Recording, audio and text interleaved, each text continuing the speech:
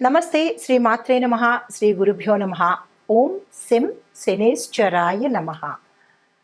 2025 జనవరి 13 నుంచి మరలా 2027 వరకు, అందులో భాగంగా జూన్ నెలలో ఎండింగ్ వరకు, అంటే 2025 జూన్ వరకు గ్రహాలలో అత్యంత మహిమాన్వితుడు, అందరూ భయపడేవారు, అందరికీ కర్మకారకుడు, మీకు అర్థమయ్యే ఉంటుంది కదా, శని భగవానుడు అనమాట. ఈ సంవత్సరం 6 నెలల పాటు శనీశ్వరుడు అందరికీ, మేషాది ద్వాదశ రాశుల వారికి విపరీతమైన భోగభాగ్యాలు, అష్టైశ్వర్యాలు, సంపదలు, ఇంకా ఒకటేమిటి, అన్నీ అనుగ్రహించడానికి తనదైన రీతిలో ఆ స్వామి తొందరగా వచ్చేస్తున్నాడు. అయితే శని భగవానుడి గురించి మనం చెప్పుకోవడానికి ముందు, అంటే ఆయన ఏమేమి ఇస్తున్నాడు, ఎట్లాంటి సంతోషాలని, ఐశ్వర్యాలని ఇస్తున్నాడు అని చెప్పుకునే దాని ముందు ఆ స్వామి గురించి ఒక చిన్న 2 మాటలు మాట్లాడుకుంటే ఆ స్వామి సంతోషంతో పాటు మరిన్ని ఫలితాలు ఇస్తాడు. అయితే అందరూ శనీశ్వరుని చూడంగానే భయంతోనూ వణికిపోతుంటారు. దానికి ముందుగా ఒక చిన్న శ్లోకంతో ప్రారంభిస్తాను. నీలాంజన సమాభాసం రవిపుత్రం యమాగ్రజం ఛాయామార్తాండ సంభూతం తం నమామి శనేశ్వరం. ఆ స్వామిని ఎంతగా తలుచుకుంటే అంత పొంగిపోయి వరాల జల్లు కురిపిస్తాడండి. కానీ అందరూ భయపడిపోతూ ఉంటారు. అయితే ఇతను కర్మప్రదాత, న్యాయదేవత అనే పేరు కూడా ఉంది. ఈయన సూర్యపుత్రుడు అన్నమాట. యమధర్మరాజుకి అన్నగారు. సూర్యపుత్రులు ఇద్దరు కూడా, యముడు శనేశ్వరుడు కూడా ఇద్దరు న్యాయదేవతలు. అంటే మనిషి యొక్క కర్మను ఎలాగా పరిపక్వం చేయాలి అనే దాంతో పాటుగా ఎక్కడికక్కడ మనిషి యొక్క కర్మలను నశింపచేస్తూ వాళ్ళని ఉత్తమంగా తీర్చిదిద్దడానికి వీరి ఇద్దరు న్యాయదేవతల కింద చెప్పుకుంటాము. అయితే అందులో శనేశ్వరుడు మన హిందూ వేద ఖగోళ శాస్త్రంలో నవగ్రహాలలో ప్రత్యేకమైన గ్రహము. ఆయనకి రాజమకుటం కూడా ఉంటుందన్నమాట. మీరు పరిశీలించినట్టయితే మిగతా గ్రహాలన్నీ సింగిల్గా ఉంటాయి, ఈయనకి ఒక ఒక చక్రం కూడా ఉంటుందన్నమాట. అయితే ఈయనకి మందగమనుడు అనే పేరు ఉంటుంది. మందగమనుడు అంటే స్లోగా నడిచేవాడు అన్నమాట. అయితే ఈ శనేశ్వరుడు అత్యంత, ఆయనకి ఇష్టమైన వస్తువులు నువ్వులకు సంబంధించినవి, నలుపు అంటే తిండికి సంబంధించినవి, నువ్వులకు సంబంధించినవి, తరువాత నువ్వుల నూనె, ఇలాంటి వస్తువులు. బట్టలకు సంబంధించి, అంటే వస్త్రాలకు సంబంధించి చూసినట్టయితే నల్లటి వస్త్రాలు, నీలం వస్త్రాలు అవి ఇష్టమైనవి. ఇంకా లోహాల గురించి చూసినట్టయితే ఇనుము అత్యంత ప్రీతికరమైనది. ఆ తరువాత శుచి శుభ్రత లేని ప్రదేశాలంటే ఆ స్వామివారికి, అంటే అశుభ్రతకు ఎక్కువగా, ఎక్కడ ఎక్కువ అశుభ్రత ఉంటుందో అక్కడ ఆ స్వామి ఉండిపోతాడంట. కాబట్టి మనం అశుభ్రతని దగ్గరికి రానివ్వద్దు. అయితే మందకుడిగా ఉండడము, నల్లని కాకి ఈయన యొక్క వాహనం అన్నమాట.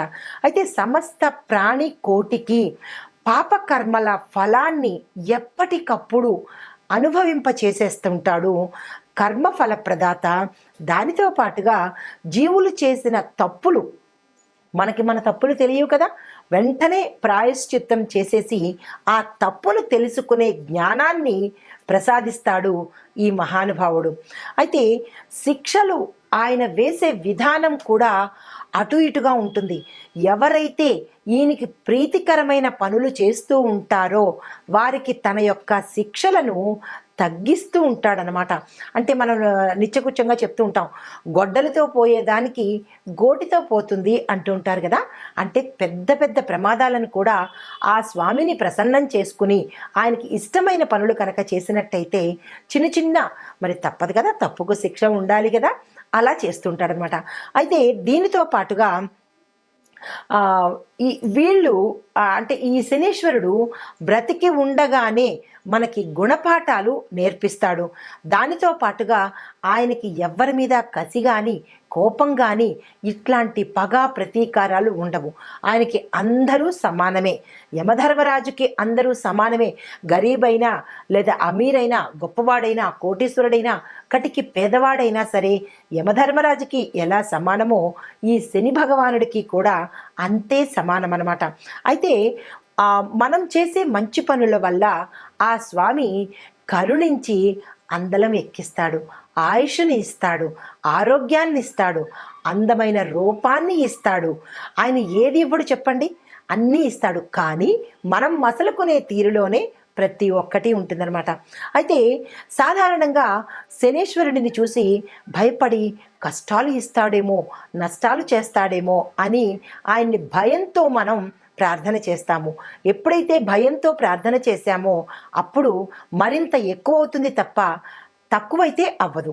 ఆయన్ని ఇష్టంతో, భక్తితో కనుక ప్రార్థన చేసినట్టయితే మన కష్టాలని తగ్గిస్తూ ఉంటాడు. అంటే గ్రహాలలో శనీశ్వరుడు దండన ఇచ్చే గ్రహం అన్నమాట. అయితే ఇందులో మనకి ఈ భగవానుడు ఇచ్చే ఆయన వచ్చే ప్రతి ప్రాణిలోకి వచ్చే అవకాశాలు ఏంటి అంటే ఏలినాటి శని అంటే సాడే సతి అంటారు, 7.5 సంవత్సరాలు, అర్ధాష్టమ శని, అష్టమ శని, ఇలాగా శని మహర్దశ కాలాల్లో ఆయన ప్రతి ఒక్క మనిషి జీవితంలోనూ ప్రవేశన చేస్తూ ఉంటాడు. అలాగే నక్షత్రాలలోనూ రాసుల్లోనూ కూడా ఈయన ప్రవేశం ఉంటుందన్నమాట. అయితే మనం భయపడిపోవాల్సిన పని లేదు. ఆయన పరిహారాలతో ఆయన్ని మెప్పించి ఆయన అనుగ్రహాన్ని పొందే శక్తి మనిషికి ఉందన్నమాట. అయితే ఈ శని యొక్క ఆధిపత్యంలో ఉన్న రాసులు ఏమిటి అంటే కనుక, అంటే మిత్రస్థానాలు, శని ఆధిపత్యం వహించే రాసులు మకర, కుంభాలు. ఆయనకి మిత్ర రాసులు ఏవి అంటే కనుక మిథున, కన్య, వృషభ, తుల. ఈ 4 రాసులు మిత్ర రాసులు ఆయనకి. అయితే నక్షత్రాలు ఏవి అంటే కనుక పుష్యమి, అనురాధ, ఉత్తరాభాద్ర నక్షత్రంలో జన్మించిన వారికి కొంత వెసులుబాటు అంటే అమెండ్మెంట్స్ ఇవ్వడము, కొన్ని డిస్కౌంట్లు ఇవ్వడము చేస్తుంటాడనమాట. అయితే కష్టాలు మనిషి యొక్క అహంకారాన్ని తగ్గించి వాస్తవాన్ని, మానవత్వాన్ని తెలియచెప్పేందుకే కష్టాలు అనేవి వస్తూ ఉంటాయి. దాన్ని మరింతగా రెచ్చిపోయి కష్టం వచ్చింది కదా అని ఏదేదో చేసేస్తూ ఉంటే అవి మరింత ఉధృతమవుతాయి తప్ప తగ్గే ప్రసక్తి ఉండదనమాట. ప్రతి కష్టాన్ని నవ్వుతూ స్వీకరించి దాన్ని దాటే మార్గం చూసుకోవాలి ప్రతి ఒక్క మనిషి. అయితే ఈ అహంకారాలతో పాటు జీవిత సత్యాలను నేర్పించడమే కాకుండా దైవం యొక్క అంటే ఆధ్యాత్మికతని కూడా నేర్పిస్తాడు. వాస్తవాన్ని కళ్ళకు కట్టినట్టుగా చెప్తాడనమాట. అయితే ఈ శని యొక్క జీవిత గమనాన్ని బట్టి స్థిరాస్తులు ఏర్పరచుకోవడం చూసారా, మనం ఆస్తులు సంపాదించుకున్నాము అంటే దాని అర్థము శని భగవానుడి యొక్క అనుగ్రహం అనమాట.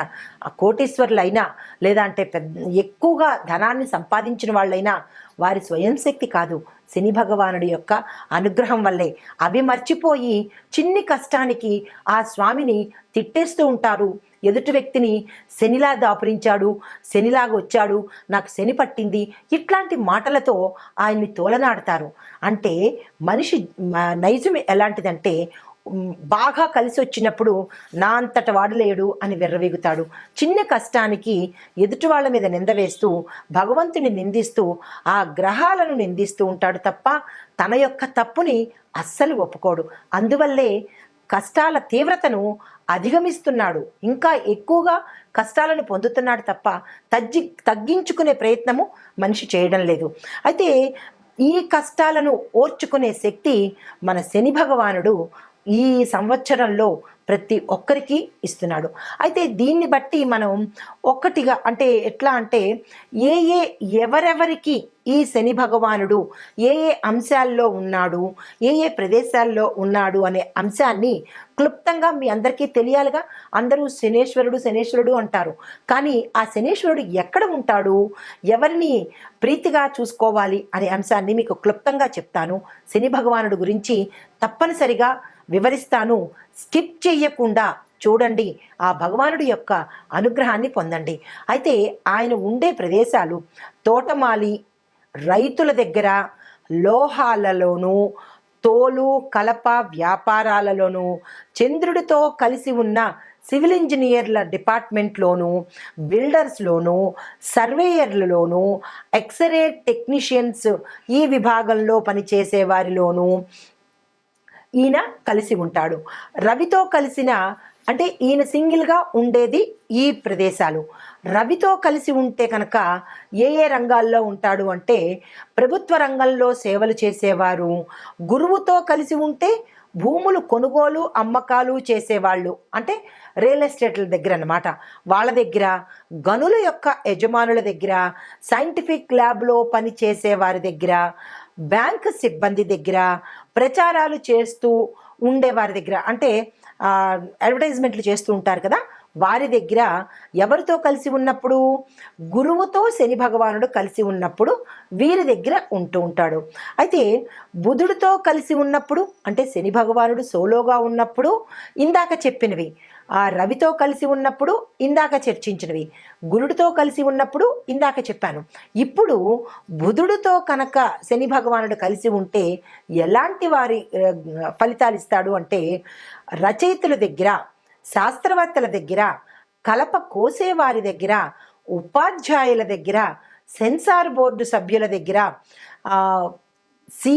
సిఐడి డిపార్ట్మెంటు, సిబిసిఐడి డిపార్ట్మెంట్ ఉంటుంది కదా, వారి దగ్గర, అంటే వారి డ్యూటీ ఏంటి, శిక్షలు వేసే డ్యూటీ అనమాట. కాబట్టి అలాంటి వారి దగ్గర ఉంటారు.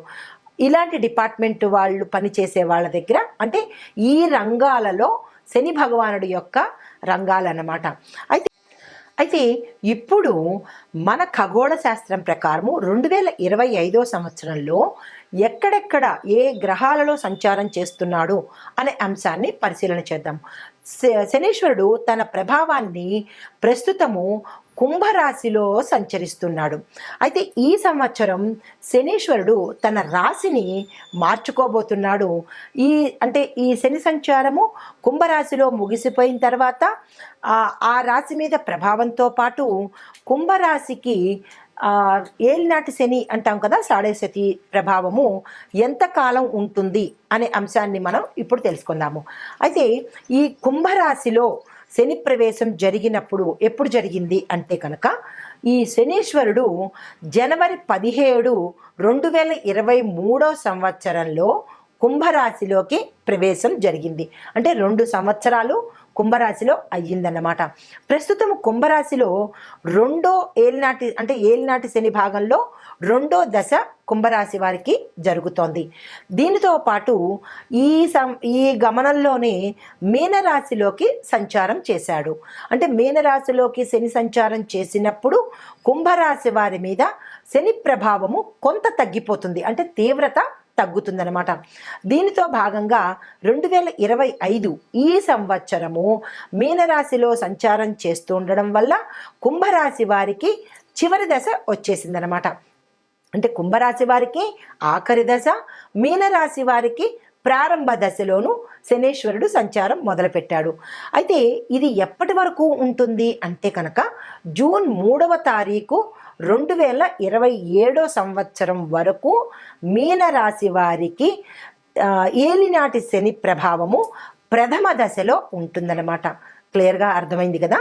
అయితే తరువాత ఈ కారణంగా, అంటే ఈ పరిభ్రమణ కారణంగా ఒక రాశి చక్రం పూర్తి కావడానికి, అంటే మేషం నుంచి మీనం వరకు రాశి చక్రం పూర్తి అవ్వడానికి స్వామికి 30 సంవత్సరాలు పడుతుందన్నమాట. ఈ శని యొక్క సాడే సతి చాలా బాధాకరమైనది.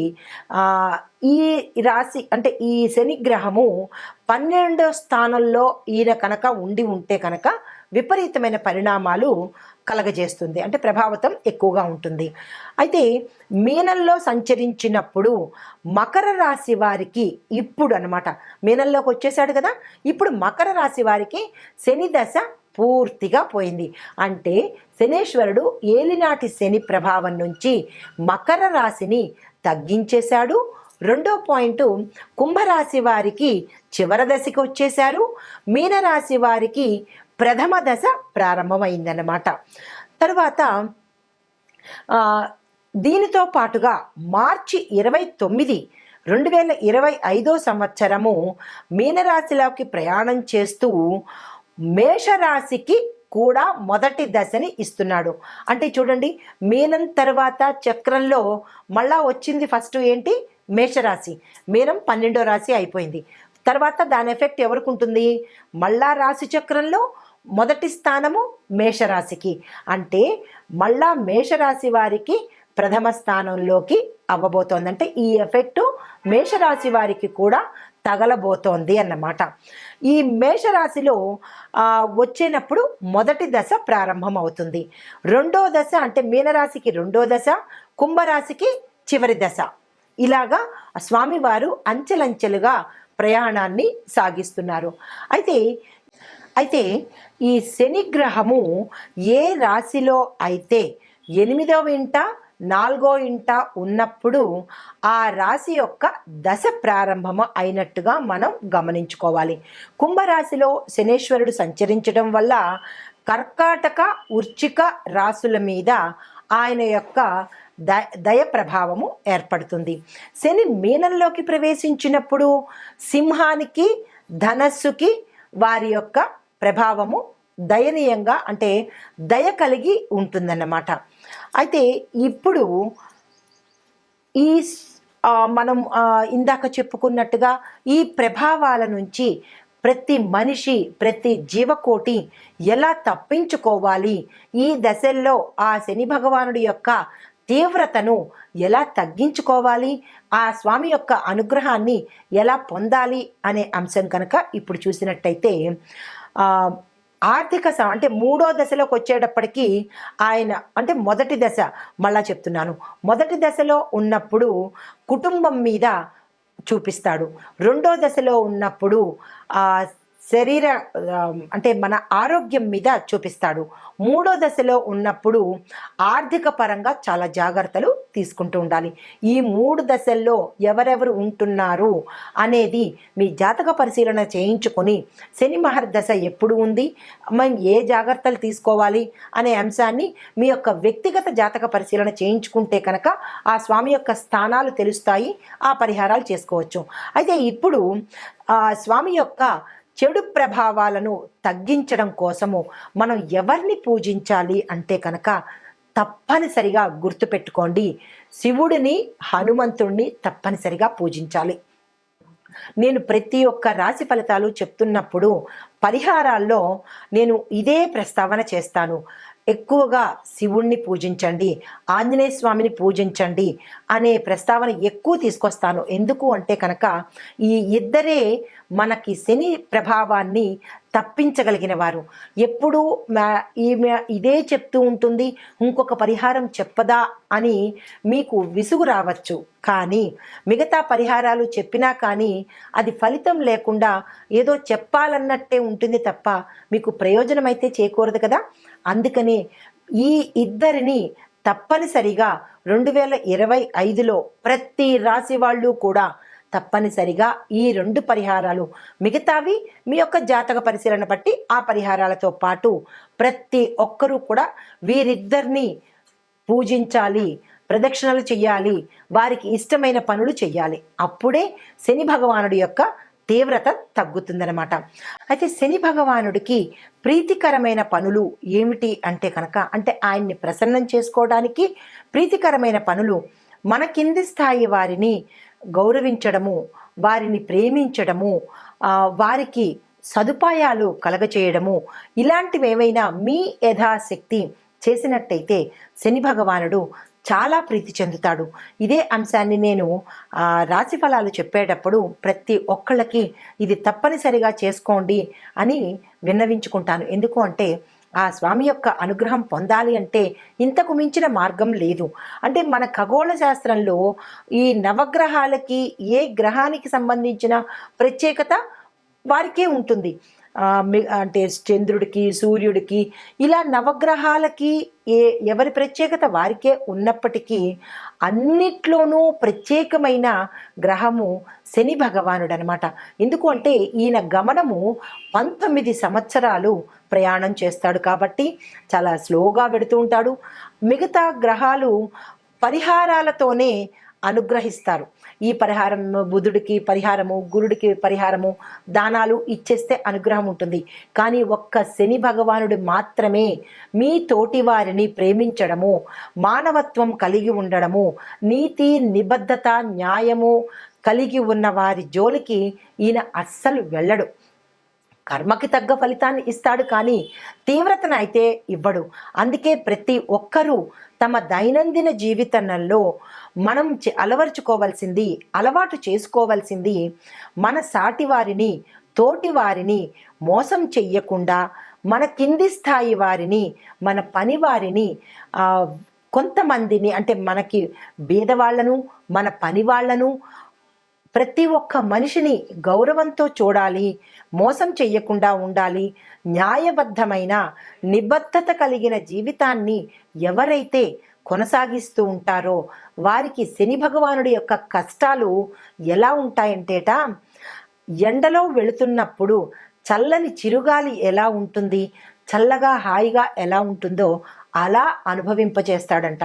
కానీ ఆయన ఎవరికి తీవ్రమైన పరిణామాలు ఇస్తాడు అంటే ఎదుటివారిని మోసం చేసేవారిని, అబద్ధాలతో కాలం గడిపేవారిని, ప్రతి ఒక్కరిని కించపరచటం కానీ, తక్కువ చేసి మాట్లాడడం కానీ, ఎదుటివారిని హేళన చేయటం కానీ, ఇలాంటి అకృత్యమైన పనులు ఎవరైతే మనిషిగా చేస్తారో వారికి తీవ్రమైన పరిణామాలు కలిగిస్తాడు. ఎందుకంటే ఆయన కర్మప్రదాత కదా. కర్మ అంటే పని, అది మంచి పని అవ్వచ్చు, చెడు పని అవ్వచ్చు. కాబట్టి ఇక నుంచైనా ప్రతి ఒక్కరూ నీతిబద్ధమైన జీవితాన్ని, న్యాయబద్ధమైన జీవితాన్ని అలవరుచుకోవడంతో పాటు సాటి వారిని, అది ఎవరైనా కావచ్చు, మనకన్నా తక్కువ కావచ్చు, మనకన్నా ఎక్కువ కావచ్చు, ప్రతి ఒక్కళ్ళని గౌరవించడం నేర్చుకున్నట్టయితే కనుక ఆ స్వామివారి అనుగ్రహానికి చెప్పక్కర్లేదు, ఆయనే తగ్గించేస్తాడు. కానీ తీవ్రత పడుతున్నాము. కొంతమంది అంటూ ఉంటారు, మాకు బాగా కష్టాలు వచ్చేస్తున్నాయండి, ఒకదాని మీద ఒకటి వస్తున్నాయి అంటే అది మీరు చేసుకున్నదే కదా, ఆయన ఏమీ ఇవ్వలేదు కదా. మనం ఏ కర్మ అయితే చేస్తామో అదే తిరిగి మనకి వస్తుంది.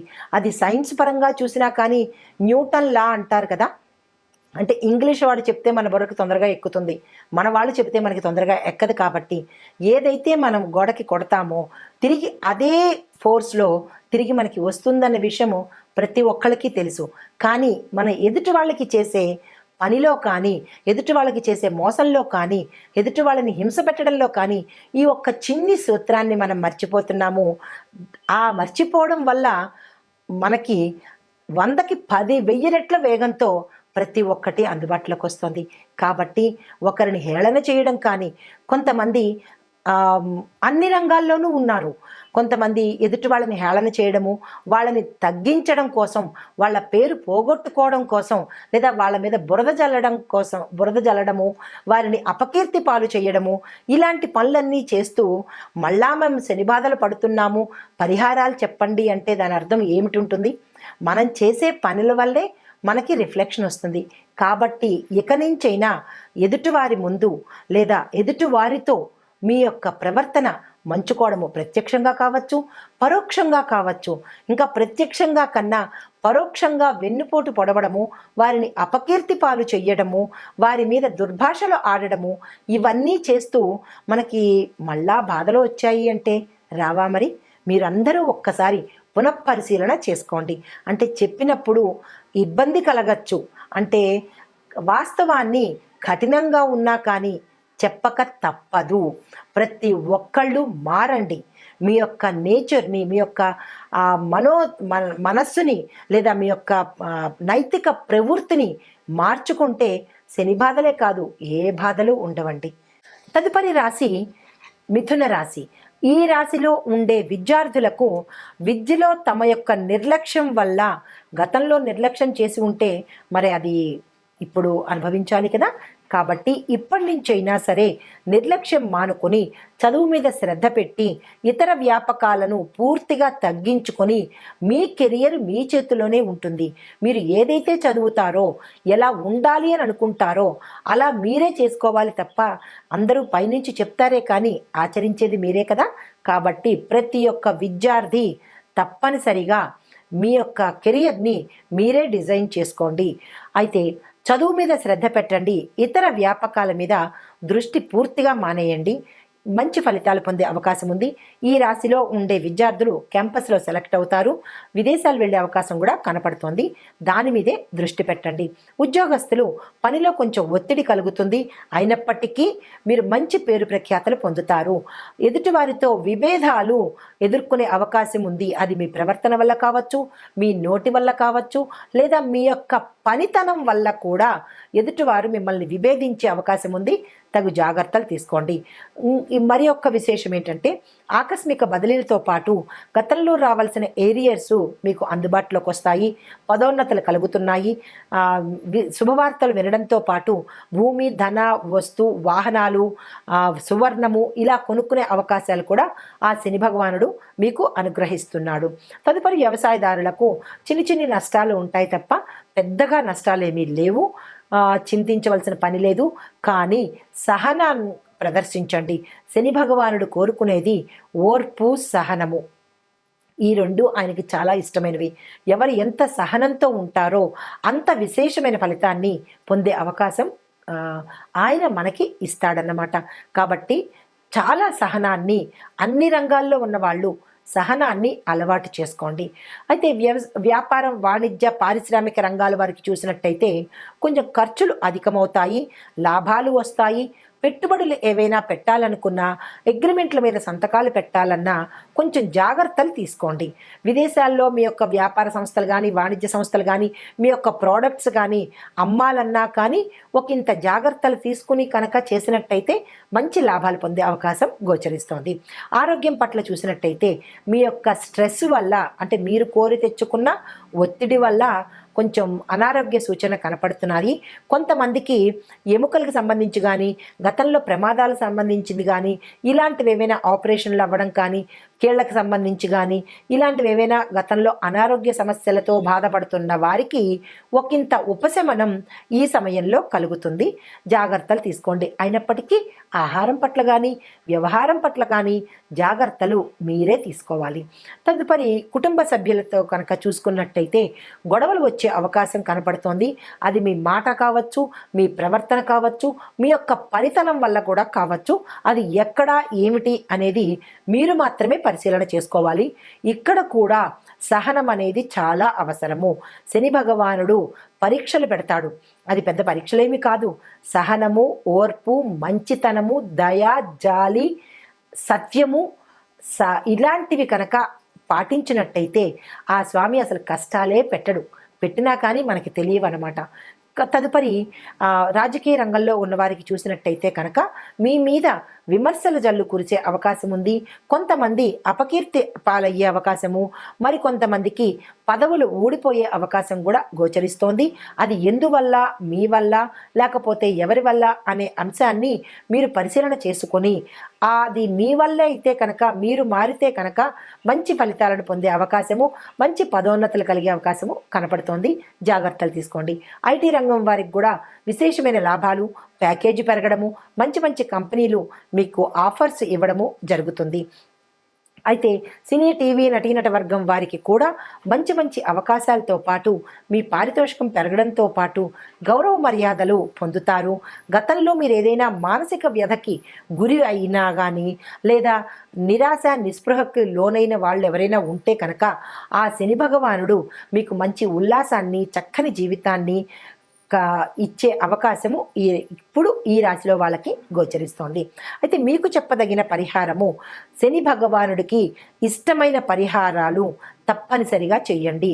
శివుడి ఆరాధన, హనుమాన్ చాలీసా పారాయణ, శివాలయ దర్శనము, హనుమాన్ ఆలయ దర్శనము తప్పనిసరిగా చెయ్యవలసిందే. ఇంకొక పరిహారము కాదు. శని భగవానుడి యొక్క ప్రీతికరమైన పరిహారాలు ఇవే మళ్ళా చెప్తోంది అన్న మాట మీరు అలాంటి కామెంట్స్ కానీ అలాంటి మాట కానీ చెప్పిందే చెబుతున్నది అని మాత్రం మీరు అనుకోకండి. ఇది మీ మంచి కోసమే చెప్తున్నాను. అది శాస్త్రపరంగా చెప్పిందే తప్ప నా సొంత కల్పితమైతే కాదు. తప్పనిసరిగా ఆంజనేయ స్వామి ఆలయ దర్శనం చేయండి. సోమవారం నాడు శివాలయ దర్శనం చేసి మీ యథాశక్తి దాన ధర్మాలను చేయండి. పేదవారిని ఆదుకోండి. మీ కింది స్థాయి వాళ్ళను కానీ ప్రతి ఒక్క మనిషిని గౌరవంతో మెలగండి. గౌరవం ఇచ్చి పుచ్చుకునే పద్ధతిని కనుక మీరు అలవాటు చేసుకున్నట్టయితే, మీ యొక్క లైఫ్ స్టైల్ని కనుక చేంజ్ చేసుకున్నట్టయితే శని భగవానుడి యొక్క అనుగ్రహానికి తప్పనిసరిగా మీరు పాత్రులవుతారు. తరువాత బడుగు వర్గానికి చెందిన వాళ్ళని, పేదవారికి కనుక మీ యథాశక్తి లక్షలు కోట్లు అక్కర్లేదు, మనసుతో తృప్తిగా మీరు ఏది ఇవ్వగలరో, ఎంత చెయ్యగలరో అంత చేసినట్టయితే కనుక స్వామి అంతకు వెయ్యింతలు ఇచ్చే అవకాశము కనపడుతుంది. ఈ పరిహారాలు తప్పనిసరిగా పాటించుకోండి. ఇది గోచార రీత్యా చెప్పిన పరిహారాలు.